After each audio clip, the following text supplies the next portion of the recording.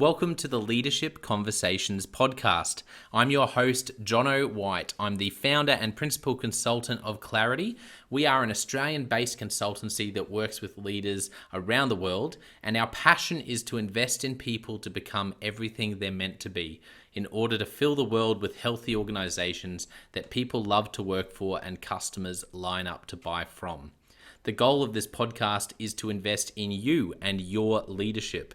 If you're just joining us for the first time, then feel free to check out consultclarity.org. That's our website, consultclarity.org. We have so many free resources on there, the most popular being our 7 Questions on Leadership series. We've had more than 1,500 leaders from around the world in all different sectors give their in-depth answers on leadership, what books they love, what they found most challenging, the most meaningful stories, how they structure their time through the day. That's free, so go and check it out. And we'd love to interview you about your leadership. I believe you have advice from your experience, your context, and your life so far that is important and can help other leaders. It's also a great way to give back. It's free to get involved, and you can do so by going to consultclarity.org/7-questions-interest, or just Google consultclarity.org 7 questions interest and fill out the form that pops up. We have a free resource for you on our website. It's called Leadership Survival Guide. It's a 57-page ebook. It has interviews with 10 world-class leaders, and you can go to consultclarity.org. It's right at the top, and get that today. We also have a daily email that we send out to over 15,000 leaders, and that email contains the highlights, our best content from our podcasts, our blog, my book, the books that we're loving that are out there about leadership. It's also the best way to get access to our masterclasses and workshops before anyone else. And there's also exclusive and limited special options just for subscribers. And you can subscribe by going to consultclarity.org/subscribe. Now, my gift to you is to work incredibly hard to provide the best leadership content I can to invest in you and your leadership. So if you're finding our content helpful, if you find this podcast helpful, then your gift to me could be this. If you do find it helpful, then write a review or rate our content and make sure you subscribe or follow. I can't emphasize enough how helpful that is. It really does help us to get the word out there so we can invest in more leaders to become everything they're meant to be. It also means a lot to me personally when people like you and people in our community share our content on social media. So if you do that, then please do look for me, Jonno White, to tag me, and look to tag Clarity on whatever platform you're on. And our team, including me, I'm always looking to see when people have mentioned us so that I can engage with you. And also we look at sharing content. So if you write something about something we've done, there's also a good chance we'll share that with our followers. So if you could do that, that is a massive, massive help as we try to invest in as many leaders as we can around the world. Last of all, you can check out my book about how to deal with difficult people even if you hate conflict. It's called Step Up or Step Out. It's available on Amazon. You can just look up Step Up or Step Out Jonno White, or you can go to store.consultclarity.org/book and check it out there. I have coached leader after leader after leader, and in more than 50% of the sessions, this topic comes up. How do I deal with this person? I'm finding it really difficult, and I just want to find a way that doesn't blow up to just to have a difficult conversation, to lead them better. How do I do that? There's a 3-step process that I outline in this book that I believe can help you. Okay, let's get into today's episode of the Leadership Conversations podcast. Enjoy.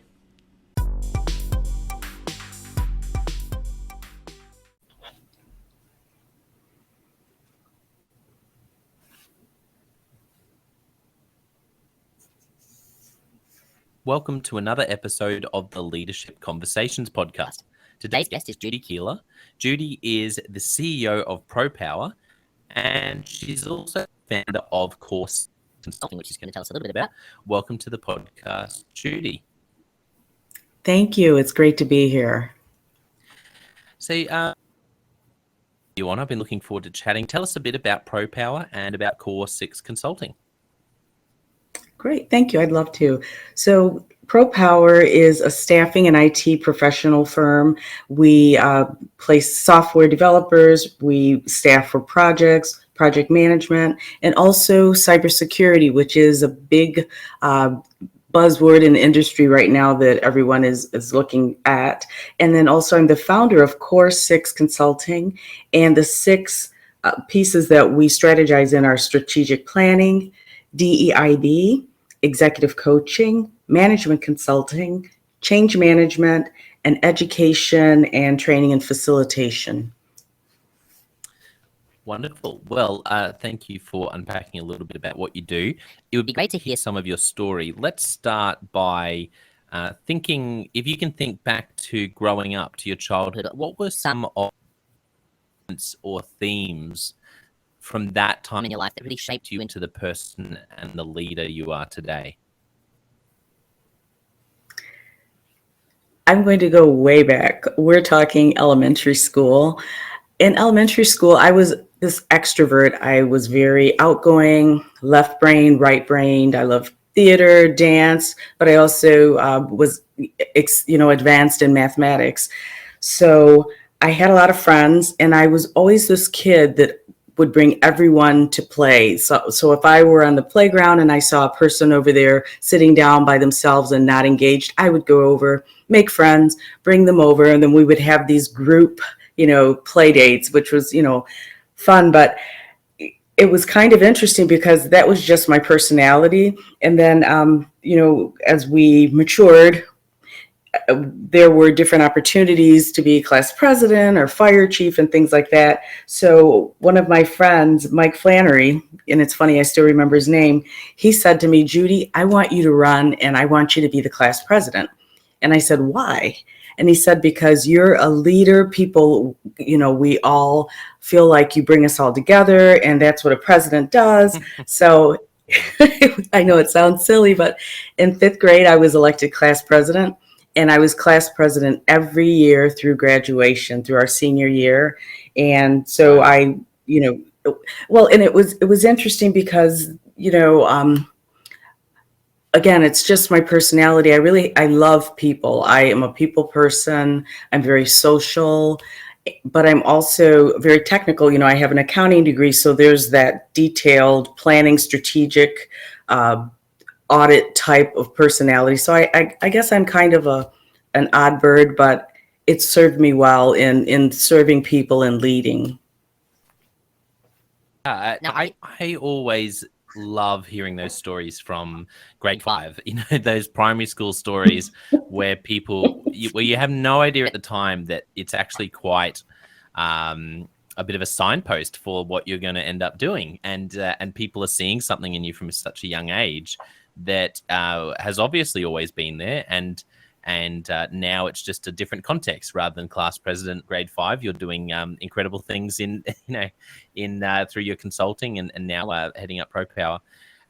So in terms of leadership opportunities, that was a great story. I love that. What about fast forward a little bit?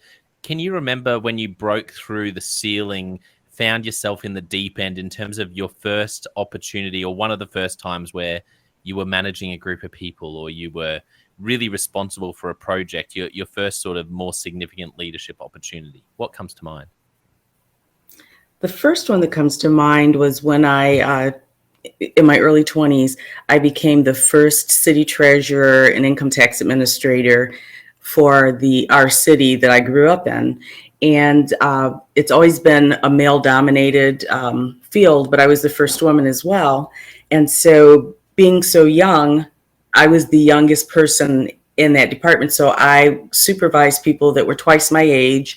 And it was a very exciting experience because, again, I love people. So I knew that if I took the time to get to know my staff and to, help them to understand that they're valuable and that we're a team, I knew that I was going to be okay.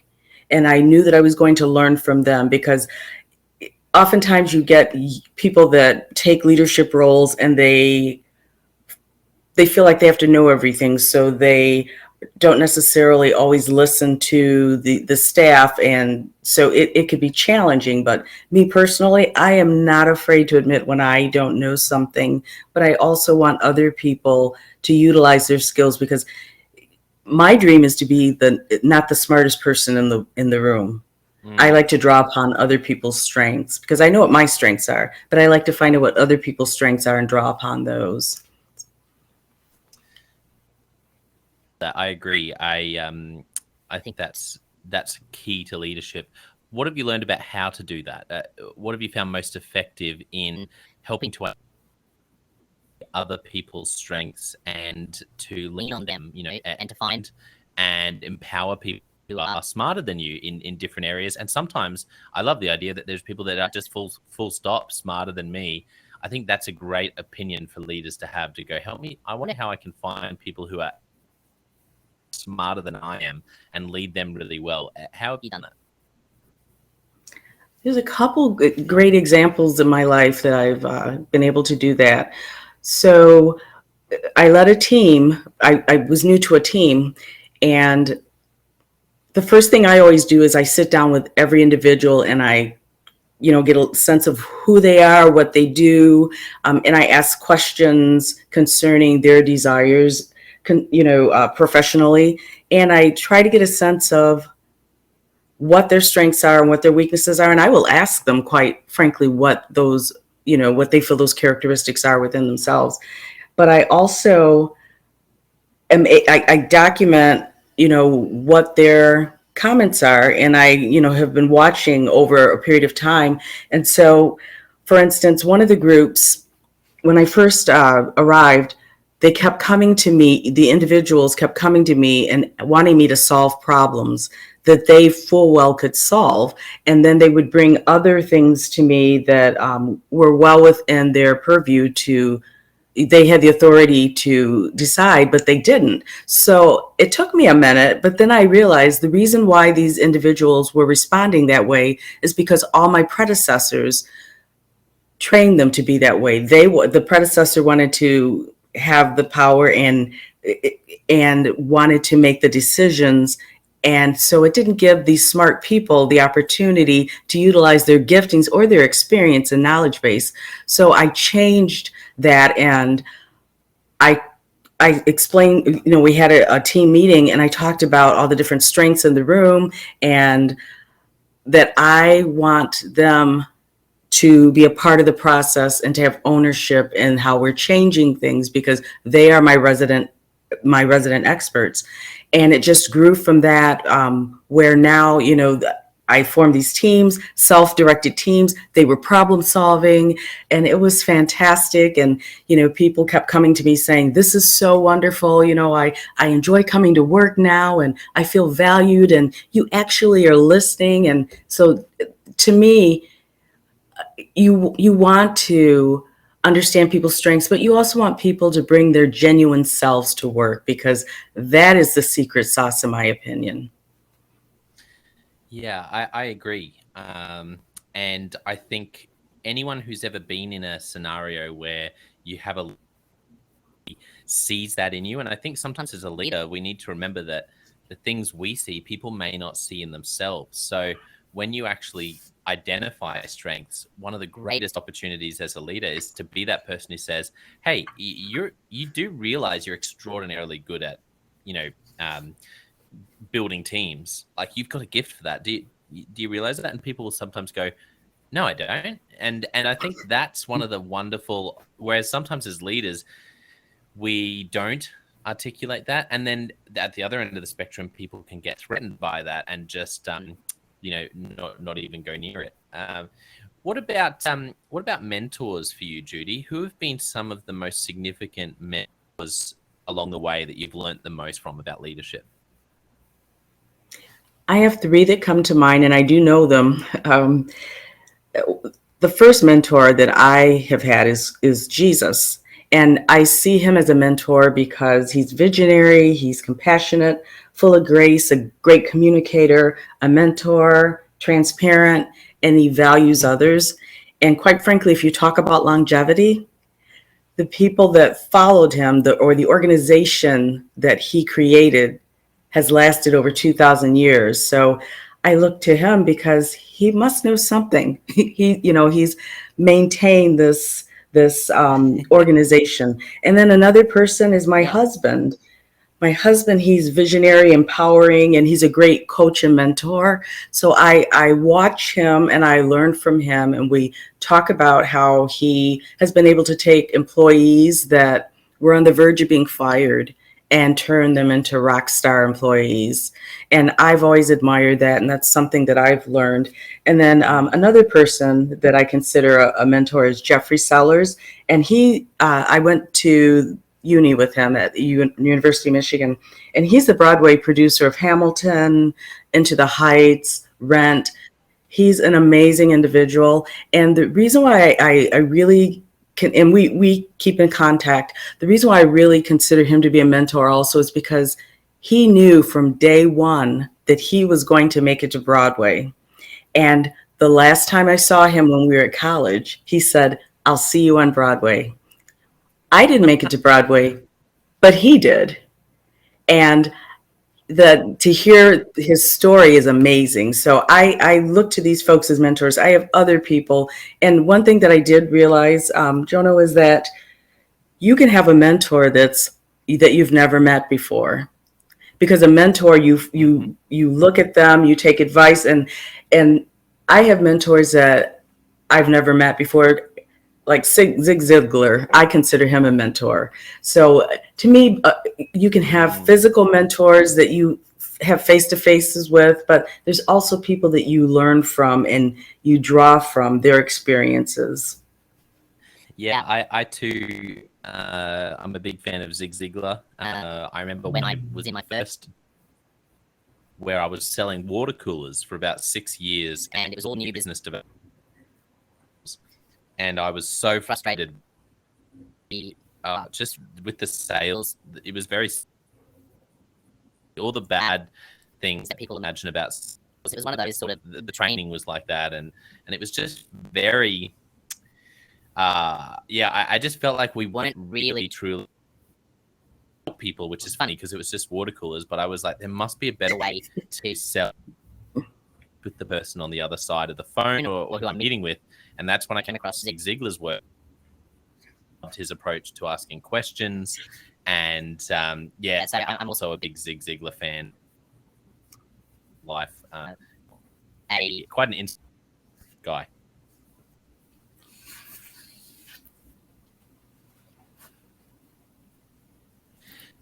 People you mentioned, Judy, some wonderful mentors there. You mentioned Jesus, and I love that. People who don't believe in the Christian faith, I tend to find they're usually still fans of Jesus, in some level. Like it's hard to argue with with looking at his life and how he loved people and how he led as well. How he mentored disciples. I tend to find most people, there's probably some who problem, but most people, regardless of their faith, admire and his leadership. You talked about your husband, and you talked about the person that you went to uni with. Are there any stories? Do you have any favorite stories of Jesus around leading? Really important to you? Any stories from your husband, the way he dealt with something that sticks with you, or from your Broadway who has gone to do incredible things? Any stories from either or all of those three that you want to share? There are a lot, but I think probably the commonality between the three is that they've all helped people to feel more comfortable and confident in their abilities and who they are. And they've also led by example, an example of love and grace and being very encouraging. Yeah, absolutely. No, I think that a lot of leaders find that challenging because we feel like we're responsible for the end result, for the bottom line. How do I lead in such a way that encourages people when I'm still need to be calling them to account as well? How have you found that? How do you grace and kindness as a leader with accountability? That's a really...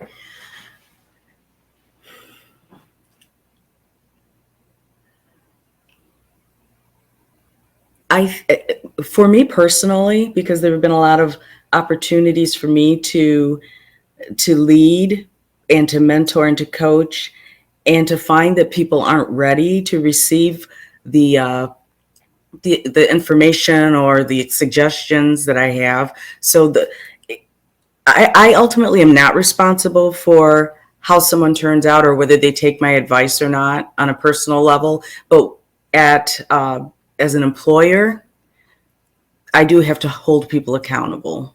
So you're right, there is a fine line, there is a fine balance, but at the end of the day, I feel comfortable and good with helping people to move forward and to provide opportunities and tools for people to improve.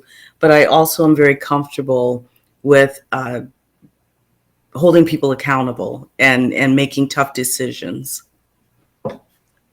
In your answer, it seems like security in yourself to know your boundaries about what is or isn't your responsibility is a really key part of that. That's a great way to say that. Yes, thank you. I think that's that one of the challenges for me as a leader, particularly when it can feel like all or nothing. It's like, okay, I've got to be this great leader who carries it all, who won't come to the party, and you feel dejected. And it's funny, you talked about one of your mentors being Jesus. I think without the theology behind it and things like that, but I do think it's interesting that didn't actually make it in terms of Jesus's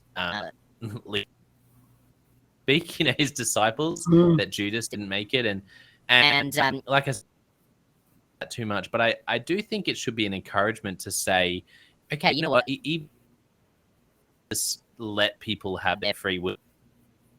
One who literally spent time with him every day for 3 years and then made his own decision to go a certain way. And I don't know, when I realized that, I found that really freeing to be like, oh, actually not, I'm not responsible for everyone doing everything. Like, there's a line in the sand where I'm there for them and I invest in them, but it's their responsibility at some point. I love that. And you know what, it's interesting because I agree with you with the that analogy, especially when talking about how one disciple didn't make it. It's tragic and it's sad, and it happens today on our teams and in our businesses and in our relationships. But you're right, at the end of the day, we have to do everything that we know to do to help people, but it ultimately is their choice whether they accept the help or if they don't. Yeah, absolutely. So I'm interested to know, Judy, as you reflect on your, are there any, how would I phrase it, moments that you've had that come to mind where you have dropped the ball and forever? Like, I know I can think of those to myself where you go, well, I'll never do that again because I learned, or where you had a massive win, or where you watched another leader deal with crisis. Those sort of moments where someone says something or you go through something or there's a story you're a part of and it gets ingrained in your memory as a leadership lesson. Any of those aha moments for you that come to mind? I've had a couple, and this one may be minor, but it's still, I think, important. When I first started leading one of the organizations, I would have staff meetings and we would talk about the processes and the changes to be made. And in the meeting, it was just all verbal, just talking through. And after a while, after a couple meetings, I realized that the staff were not necessarily picking up on the changes and remembering things. So then I started meeting with people and talking through some things, and I realized that the majority of my staff were visual learners. And so I changed the way that I presented the information and data, and then also involved the employees in presenting data. And it really was a big lesson for me because the whole point of meeting is to communicate and to receive information and to receive it effectively, right? So from every talk, every organization, every facilitation, whatever I do, I make sure that I know my audience and have a better understanding of what their learning style is, so that I can adjust to them, so that it's a fruitful opportunity for them to learn. Yeah. Approach. Similarly, something I found is, I've tried a lot of things when I've facilitated. I've done a lot of presentations up the front, and I have recorded myself back and watched myself, which is horrible to do because you see, it's so helpful, but it's horrible. No, there's something about watching yourself and sitting in your own audience, like of yourself. That's so for me. Anyway, I think because I pick up on every little thing where I'm like, oh, what am I trying to say there? And why am I stuttering over that? But I remember one of the biggest revelations I had was I came to this point where I realized, you know what?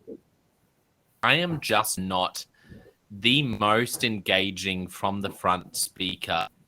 I sort of somewhere in me had seen others like Zig Ziglars, these people who can capture a room for an hour, or John Maxwell, and I realized that I'm going to keep growing in that skill because sometimes that's what's required.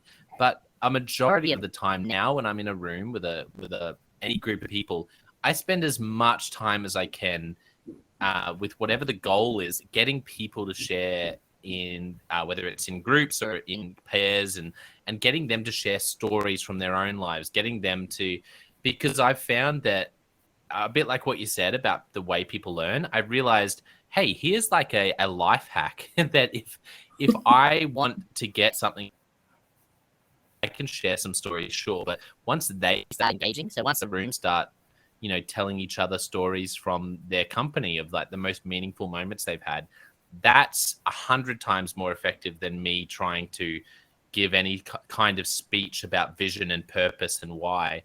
And I hear it's like, if you can learn who your audience is and how to engage with them, then that's another change I've made that I found really helpful, is to try to get that engagement. For me is key. If I can get people engaged and actually telling their own stories in groups, that's where I feel like I leave a session or a day and people have really something's really dropped, like the penny has really dropped for them, much more than when I'm. That's a common trait of a servant leader, right? Yeah, and that's actually just serving the group that you're with and putting it. And I think that's great leadership, isn't it? Even in a one-on-one set, trying to put it back for them. As probably the most common thing that gets said on this podcast when I'm chatting with leaders is to listen more and speak less in any setting is probably a good approach generally in leadership. I agree. So, Judy, as we start wrapping up, I've got a few questions for you. Leadership Express. Are you ready? I'm ready.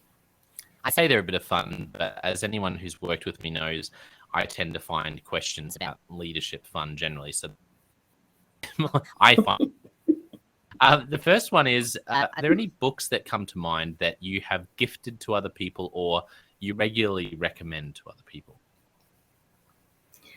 The book that I've gifted the most is probably the Bible.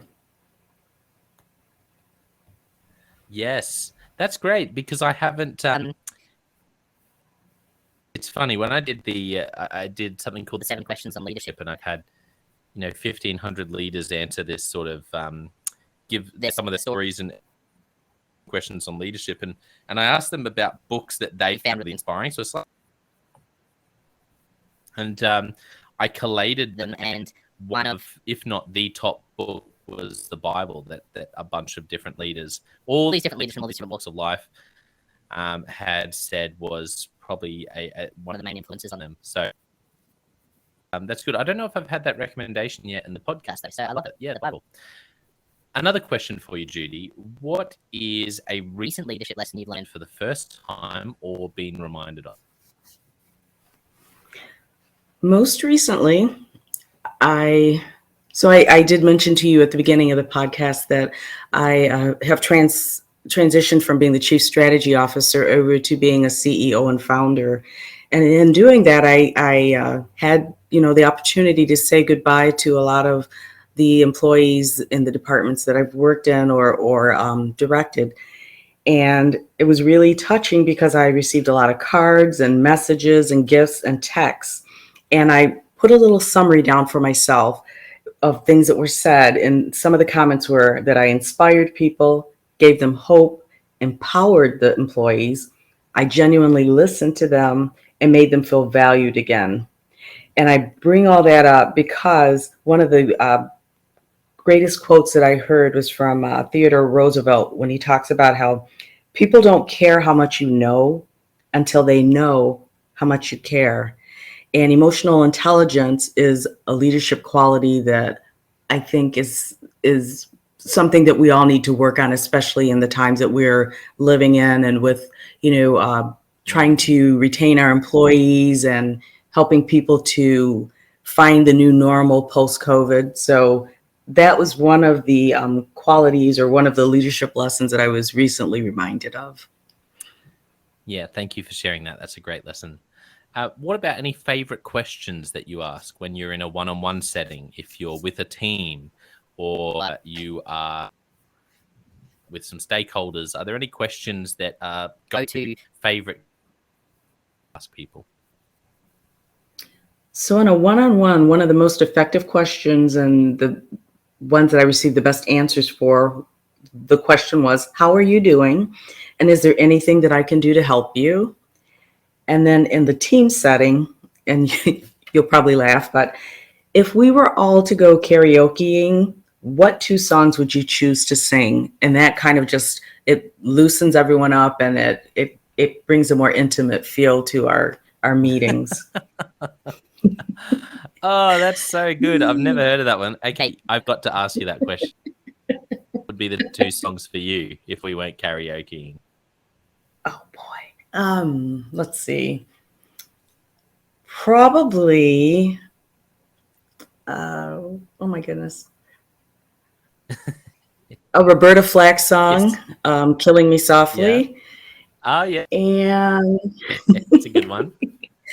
And a Whitney Houston song, I Will Always Love You. Oh, they're brilliant. The funny thing is I went, my wife Liz and I went to karaoke with a previous workplace we worked with, and we did a duet of A Whole New World from Aladdin. I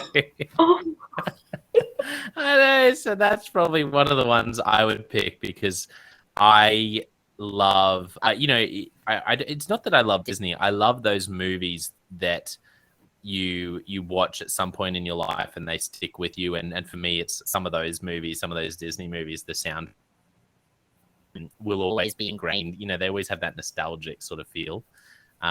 Yes. But that's such a good question. I'm going to use that. That is brilliant, Judy. I love that because it's so insightful as well. I love that you would get the most interesting answers, and it's a great icebreaker, a safe way for people to kind of let the guard down a bit, and you realize someone's a heavy metal fan, or someone else is really really loves a bit of classical opera or whatever. It's great, wonderful. Okay, so a couple. What is and this can be another sort of lighthearted, or it can be serious. What's a movie or a TV show that really impacted you? That one is so easy for me. The movie Hidden Figures. And the reason why that really impacted me is because Katherine Johnson, otherwise known as the human computer, to me, she exhibited extraordinary tenacity, leadership, confidence, and faith. And she was a fantastic role model for all women because she fought and utilized her giftings and, really impacted science and NASA and the moon landings and everything. So that movie stuck with me.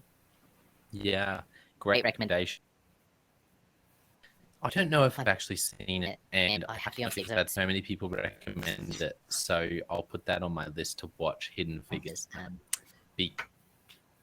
I do know that she was a remarkable woman, but I don't really know the story in detail. So thank you for that recommendation. Last question for you, Judy. If you could only give one piece of leadership to a young leader, what would you say? I would say, please be genuine, listen to others, communicate expectations, and make the vision clear.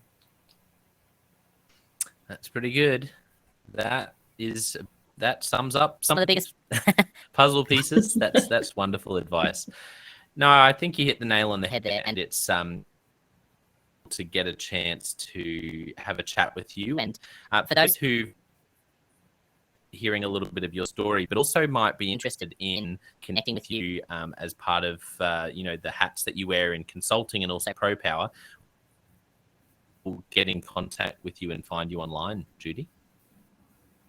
Thanks for asking that. I'd love to connect on LinkedIn. I have a profile there, or they can contact me via email at judy.kehler@propower.com. And then one last thing, I did want to tell you that I really have enjoyed your podcast, and I'm really thrilled and honored to be on your podcast. Oh, that's so kind. Yeah, it's I just really love having the opportunity to do this, and it's wonderful to chance to chat with someone like you, Judy, who otherwise we probably wouldn't normally have the time or make the time to have this sort of for others to be able to sit in on it. So I certainly love doing the podcast, but also it's been a joy today to have a chat with you. Thank our listeners for tuning in. I think there's been some great thoughts and wisdom from Judy today. And don't forget, I also have the Jonno White Leadership Podcast and the Leadership Question of the Day podcast that you can go to invest in your leadership as well. But I want to finish today by saying a massive thank you for being so generous with your time, for sharing some of your story with us, which I really appreciate. And yeah, just for being so much fun to have on the podcast question, which 100% is I will remember Judy Kehler. I'll to mention your name when I use that one. So thanks for coming on the podcast, Judy. Thank you. Have a great day.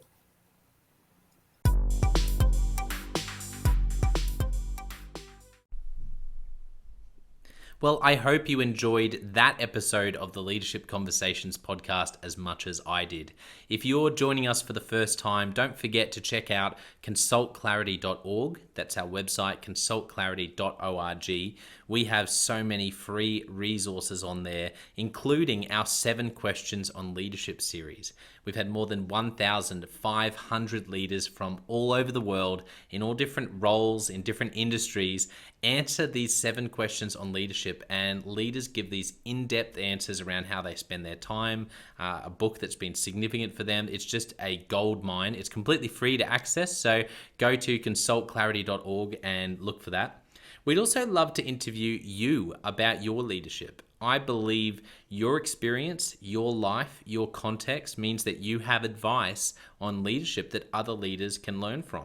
Yes, you, if you're going, not me, well, no, I really believe you would have something to add. So if you're looking for a way to give back, it's completely free to get involved. And we would love to interview you through the 7 Questions on Leadership. You just go to consultclarity.org/7-questions-interest, or Google consultclarity.org 7 questions interest and fill out the form and get involved. We have a free resource on our website called the Leadership Survival Guide. It's a 57-page ebook, 10 world-class leaders giving their thoughts on leadership, and that's completely free. It's available on our homepage, consultclarity.org, right at the top, so make sure you go and get that and download it today. And we have a free daily email that you can subscribe to. We send this out to over 15,000 leaders from around the world. And it contains the highlights of content from our podcasts, our blogs, our books we're reading. It's got the best content, and it gives you exclusive, limited, early access to our masterclasses, workshops, new products, special offers. It's all for our subscribers. You can go to consultclarity.org/subscribe and join 15,000 other leaders. And my gift to you is to work really hard, particularly through the Leadership Conversations podcast. I have been blown away by the quality of the leaders, and I'm learning as much as anyone in doing these interviews. So I'm having a great time. And my gift to you is to keep lining up the best leaders I can to invest in your leadership. Your gift to me, if you're finding this helpful, there is something that you could do that would help us out massively. And that is to write a review and to leave a rating for our podcast or wherever you're watching or listening to this. I can't tell you how much that helps us out. Also, subscribe or follow. It really does make a difference in helping us to help more leaders become everything they're meant to be. Another thing that means a lot to me personally is when I see our community share our content. So if you do share this or any other piece of content on social media, then thank you, and please do that. And look for me, Jonno White, or Clarity, and tag us in your post. Our team is always looking for posts to engage with from our community, and there's also a chance that we'll share your content to go beyond and share it with our followers. Last of all, you can check out my book. It's called Step Up or Step Out: How to Deal with Difficult People Even If You Hate Conflict. I wrote this book because 50% of the coaching sessions I have with leaders, this topic comes up again and again and again.